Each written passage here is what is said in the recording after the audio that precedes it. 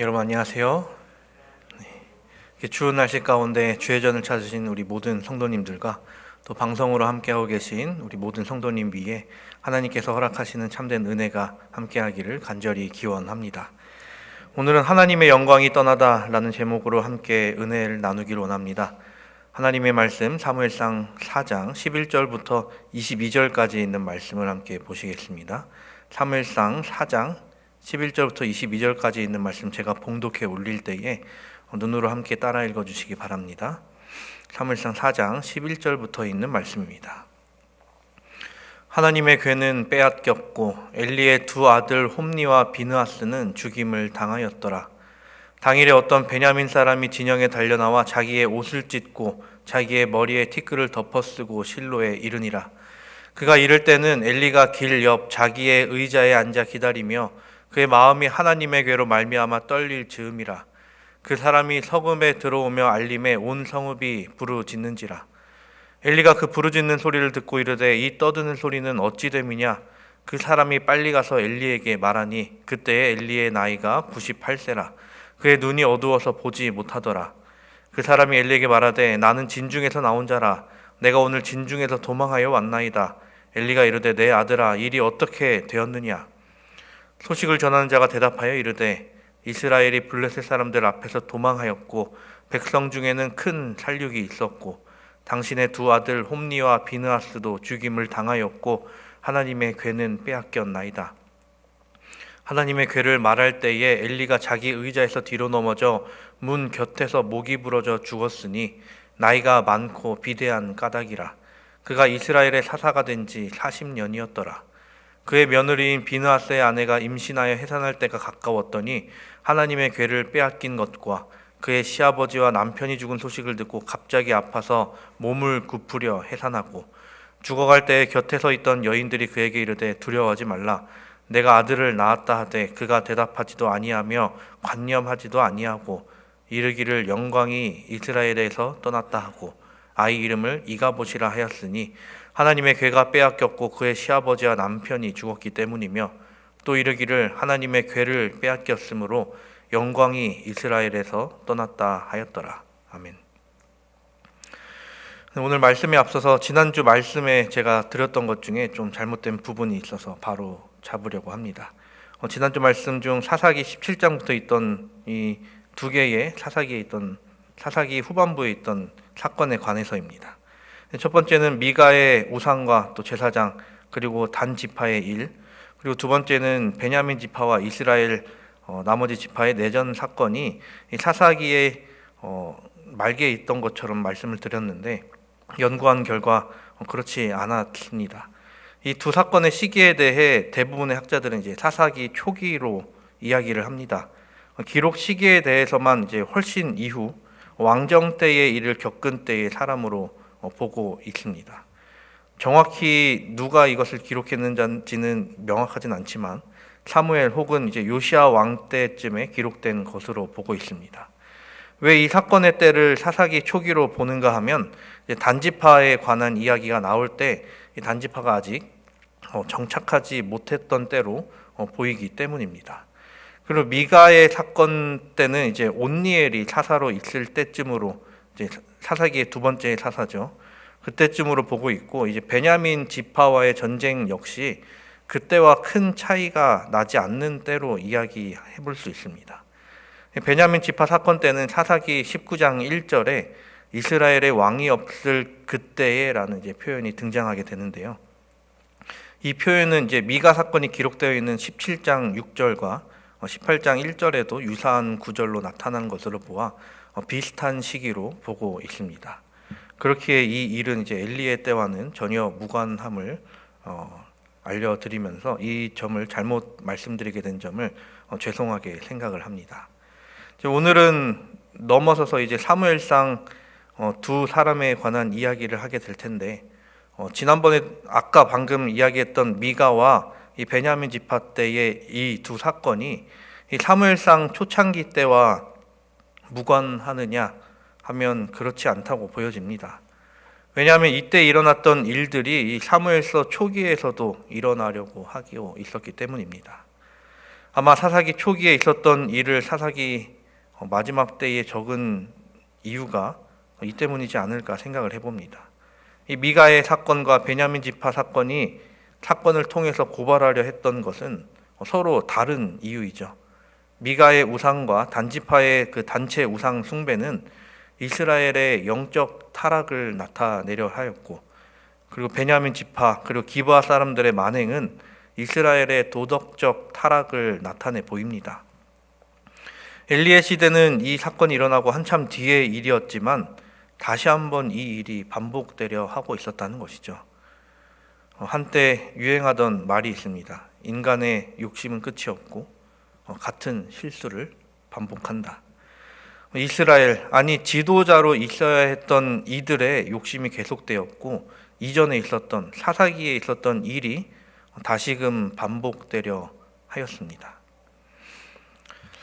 모글리 신드롬이라는, 모글리 현상이라는 말이 있습니다. 이는 사람이 인간 또는 인간 사회와 격리된 환경에서 성장하게 되면 이 사회와 교육을 해도 인간과 소통하는 능력을 쉽게 갖추지 못하는 현상을 이야기합니다. 1996년 나이지리아의 한 숲에서 4살 된 아이를 발견하게 됩니다. 근데 그 아이는 이제 생후 6개월에 이제 버려져서 2년 반 동안 침팬지에 의해 길러짐을 받았습니다. 그렇게 발견된 아이는 곧바로 인간 사회로 돌아왔지만 그 아이는 말을 배우지도 또 사람들과 어울리지도 못했다는 것이었습니다. 그래서 이와 관련된 소설로 이제 정글북이나 이제 타잔 등이 있죠. 이 극단적인 상황, 인간이 동물들에 의해 자랐을 때를 이야기하기도 하지만 더 나아가서 인간이 인간에게 자랐음에도 불구하고 잘못된 교육을 받아 자라나게 됐을 때의 일을 이야기하기도 합니다. 사람은 다른 동물들과 다른 여러 특징을 가지고 있습니다. 우선 이야기해보자면 인간은 다른 동물들에 비해 아주 뛰어난 지능을 가지고 있죠.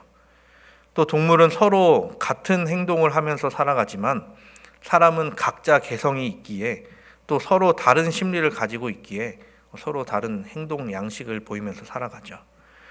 그리고 중요한 것은 신의 존재를 안다는 것도 있습니다. 근데 이 같은 특성이 자연스럽게 생기느냐라는 것입니다.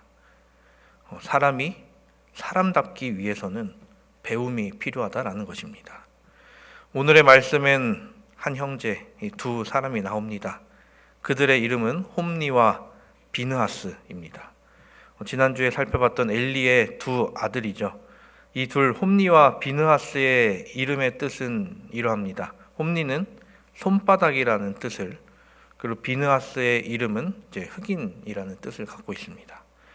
이제 엘리 본인은 하나님은 높으시다라는 뜻을 가진 데에 반해 이 자기 아들들의 이름은 왜 이렇게 됐는지 정확하게 알 수는 없습니다. 홈니라는 이름을 어디서 왔는지는 잘 알지 못하지만 이 비느하스라는 이름은 이제 아론의 손자 엘르아살의 아들과 같은 이름을 지어 주었습니다. 이 엘르아살의 아들 비느하스는 하나님 편에 섰던 사람으로, 저주를 축복으로 되돌린 의의 사람으로 이야기됩니다. 아마 그를 본받으라는 마음을 담아 아들의 이름을 짓지 않았을까 생각을 해봅니다. 그런데 그들의 행실은 엘리의 마음과는 달랐죠. 엘리가 물론 일부러 그렇게 기르지는 않았을 것입니다. 화익 선지자도 엘리는 하나님의 사람이라고 하였기에 그는 선한 사람이었기에 아이들을 잘 키워보고자 노력을 분명 했을 것입니다. 그런데 엘리의 마음대로 되지 않은 게 문제였을 것입니다. 사무엘상에 기록된 이 두 사람의 행실은 이러합니다. 첫 번째는 하나님의 재물을 탐함. 여기서 재물은 값나가는 물건을 뜻하는 것이 아니라 제사에 쓰일 짐승 혹은 음식물들을 뜻하는 것입니다. 그리고 두 번째는 성전에서 봉사하는 여인들을 탐할 뿐만이 아니라 그들과 동침하는 일도 서슴지 않았습니다. 하나님의 재물을 탐한다는 것은 하나님께서 제정하신 그 속죄의 의미를 전혀 이해하지 못하고 있음을 이야기하죠. 제사와 제물에 사용되는 것들은 거룩하게 유지되어야 했는데 그들은 전혀 그렇지 못했다는 것입니다.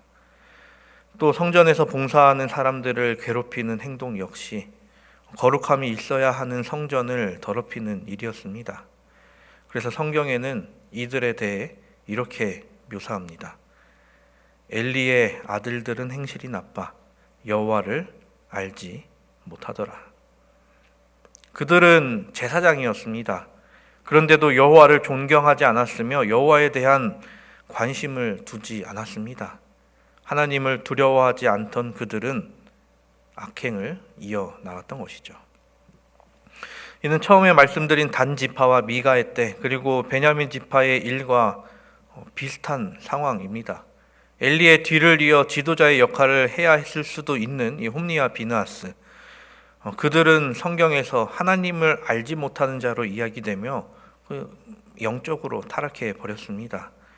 그리고 성전에서 봉사하는 여인들을 탐하여 그들이 도덕적으로 타락해 버린 모습을 보여줍니다. 그런데도 그들을 내치지 않는 이스라엘의 사사이자 대제사장 엘리, 어쩔 수 없었을 것입니다. 그들의 아버지였으니까요. 그래서 그들에게는 하나님의 사람이 필요했습니다. 이스라엘 백성들은 왕을 원했지만 우리가 알듯 하나님께서 세우신 인물은 다른 사람이었죠. 사람이 자기의 본능대로 행동한다면 아마 짐승과 다르지 않을 것입니다. 우리가 잘 알듯 짐승과 또 가축은 또 다른 차이가 있죠.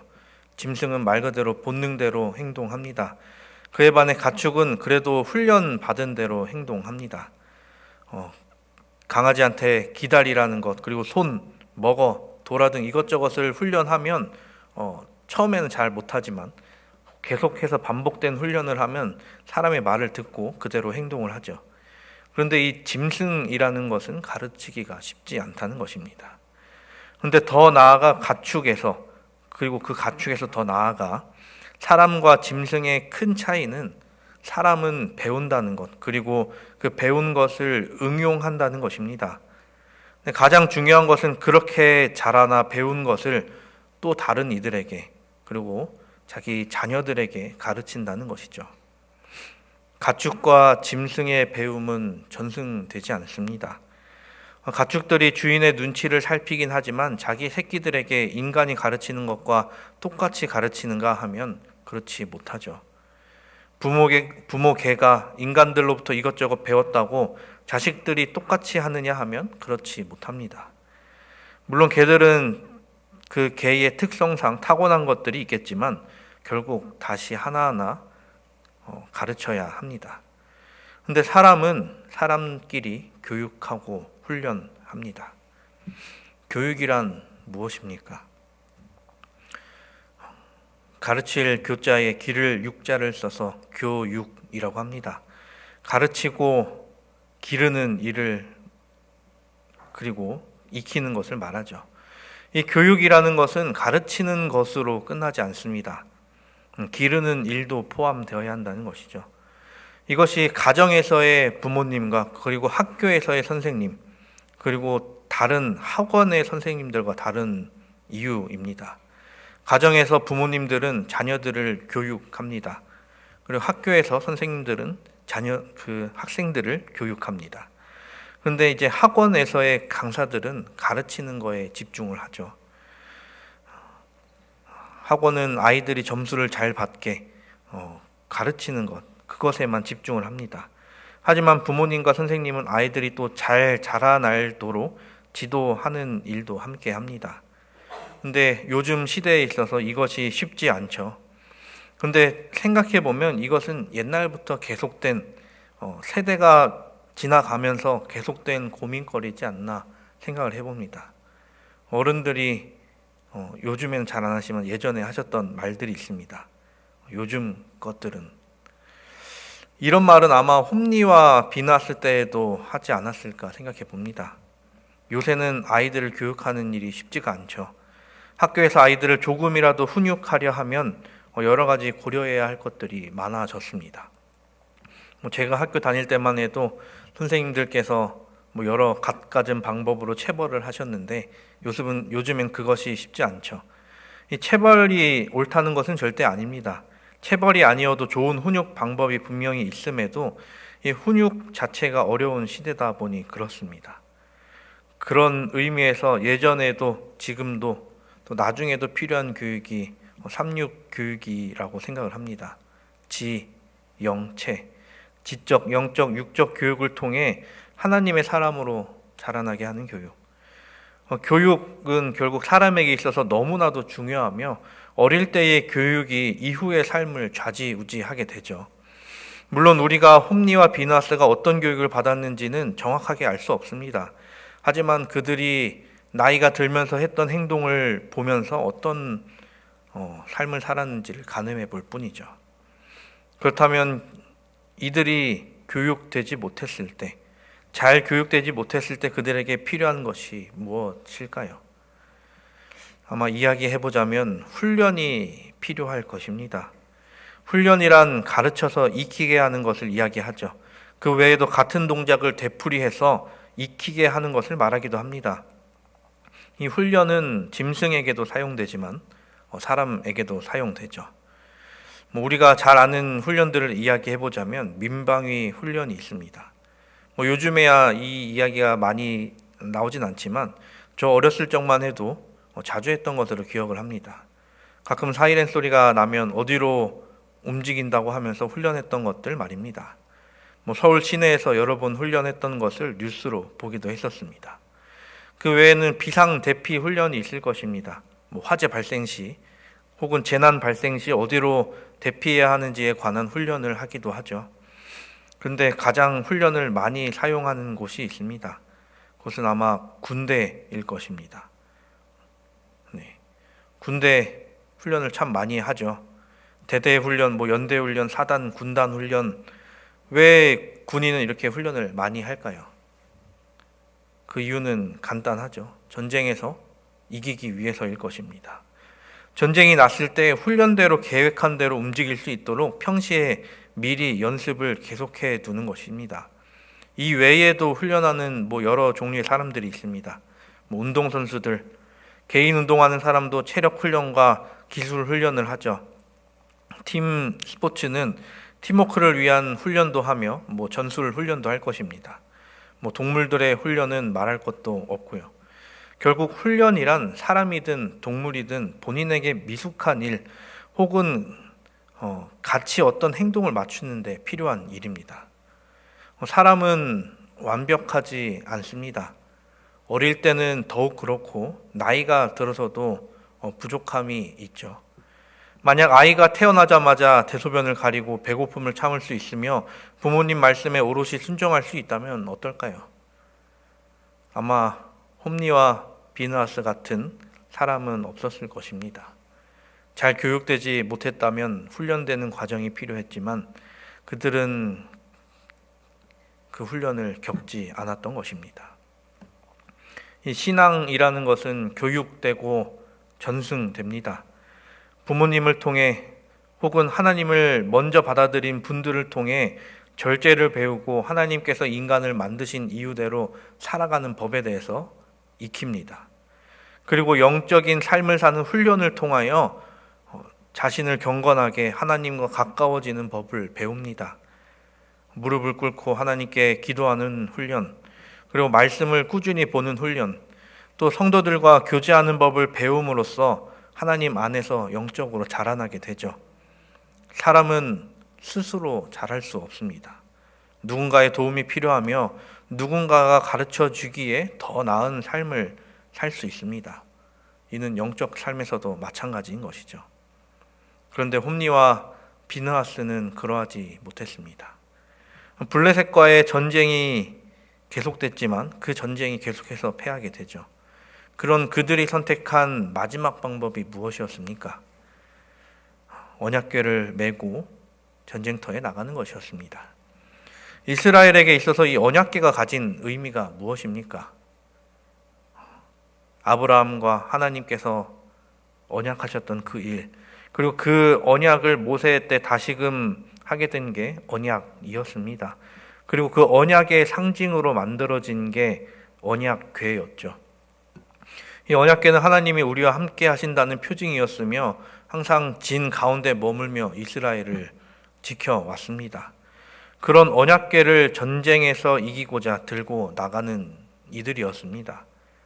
그런데 그 전쟁에서 패하고 언약궤를 뺏기고 홈니와 비느하스는 죽게 됩니다. 그리고 이 소식을 들은 엘리는 뒤로 쓰러져 목뼈가 부러져 죽게 되죠.